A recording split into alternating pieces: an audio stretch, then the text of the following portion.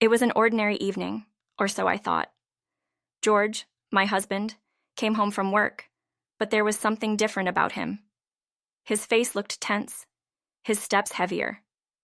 Without saying a word, he dropped a stack of papers on the kitchen table with a thud that echoed through our small home. I turned to look, confused, and then, without warning, he delivered the words that would tear my world apart. "I'm divorcing you to marry the boss's daughter. Get out now."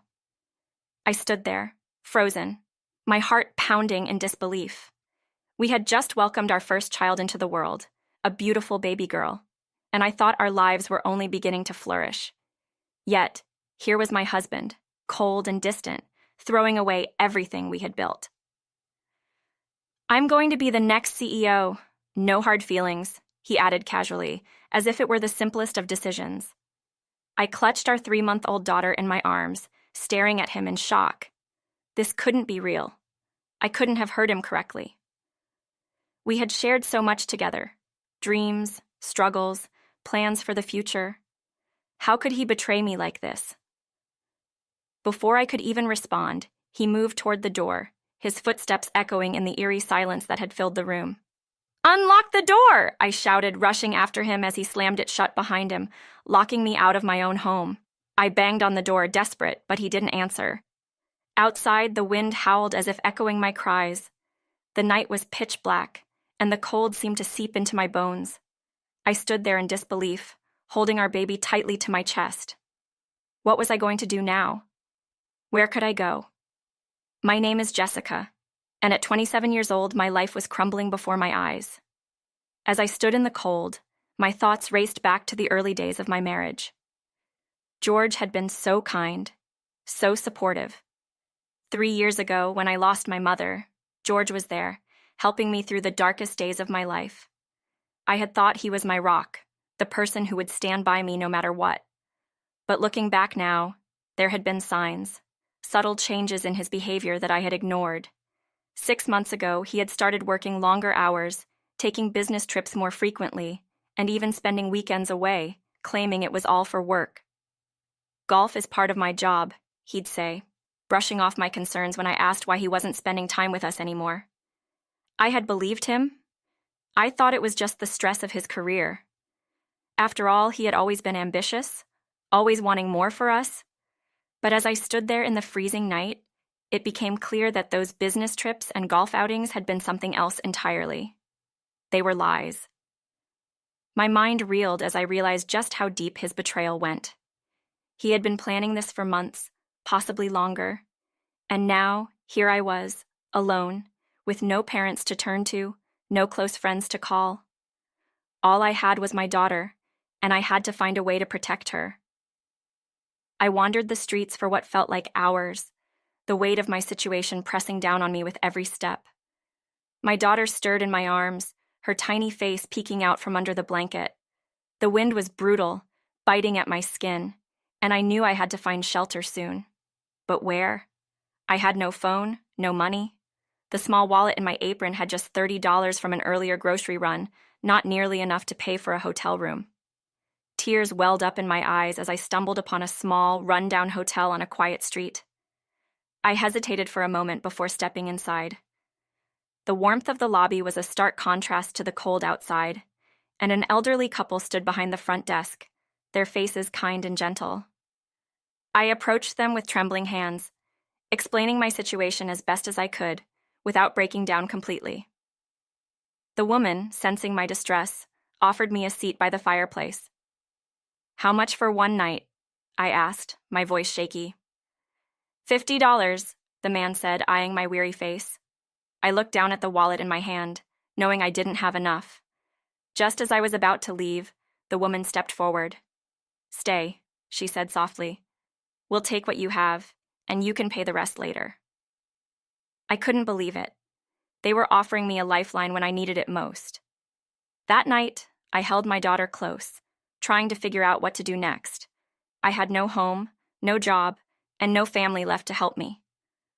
But I knew I couldn't give up, not for myself, but for my daughter. She was the only light in this dark, uncertain world, and I had to find a way to move forward. The next morning, I gathered my strength, and made my way back to the house. I had to talk to George to make him understand that he couldn't just throw us out like this.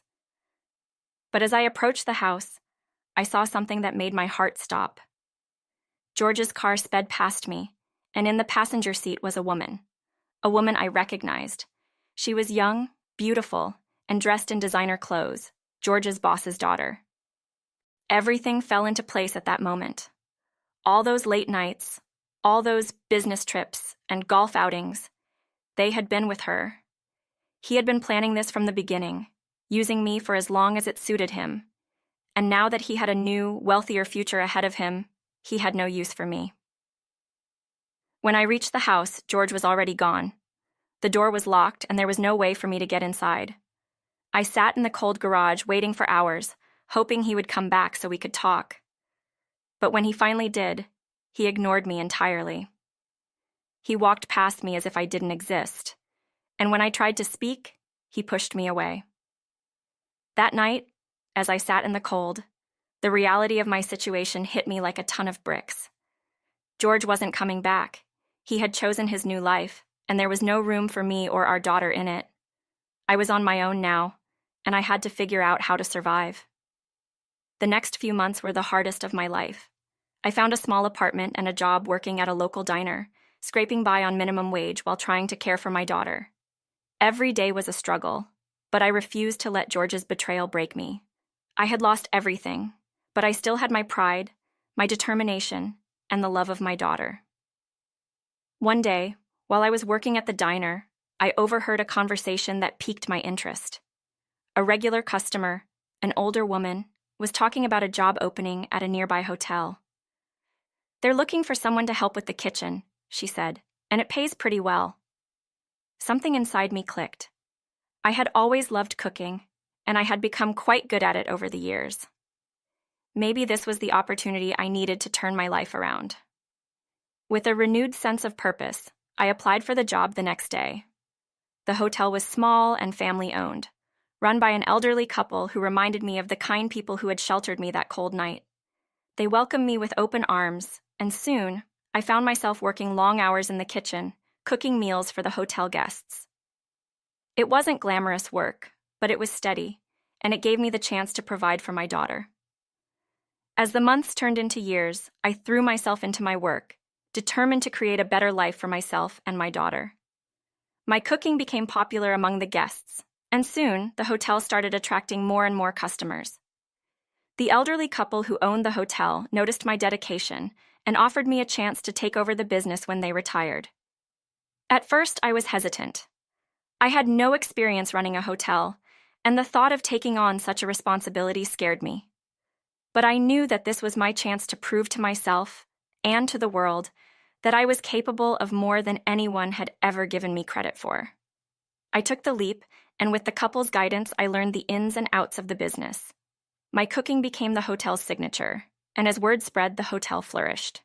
We became known as a cozy, family-friendly place with delicious food, and soon we were expanding.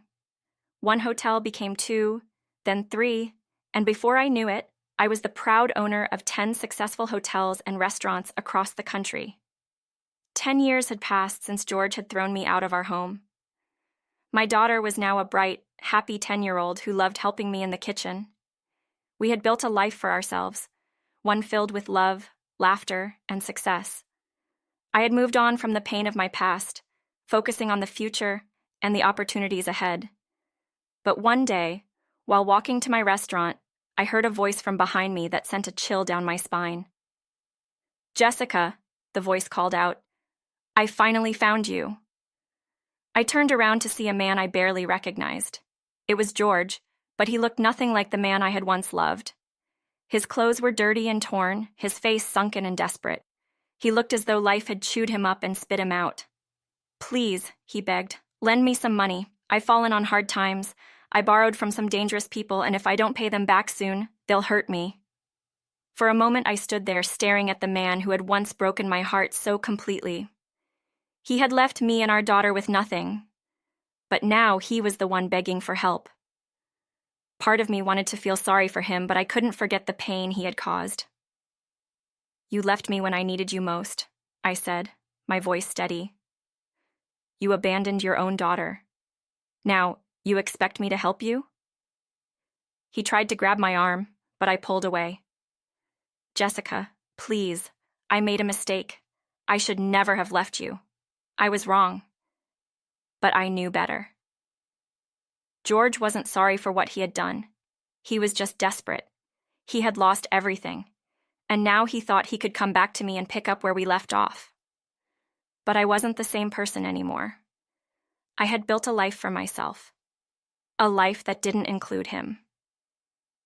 Goodbye, George, I said, turning my back on him for the last time. I don't need your forgiveness, and I don't need you. As I walked away from George that day, I felt a sense of closure wash over me. For years, I had carried the weight of his betrayal on my shoulders, but now I was free. I had moved on, built a successful career, and created a loving home for my daughter. I didn't need him, and I never would. I walked into my restaurant, greeted by the familiar warmth of the kitchen and the laughter of my employees. My daughter was waiting for me, eager to show me the new recipe she had been working on. As I looked at her, I felt an overwhelming sense of pride. She had grown into a strong, independent young girl, and I knew that no matter what life threw at us, we would always be okay. Looking back, I realized that George had done me a favor by leaving. He had shown me what I was truly capable of, and in the end, I had come out stronger because of it. I had turned my pain into success, and I would never let anyone take that away from me. Life wasn't easy, but it was mine, and that was all I needed.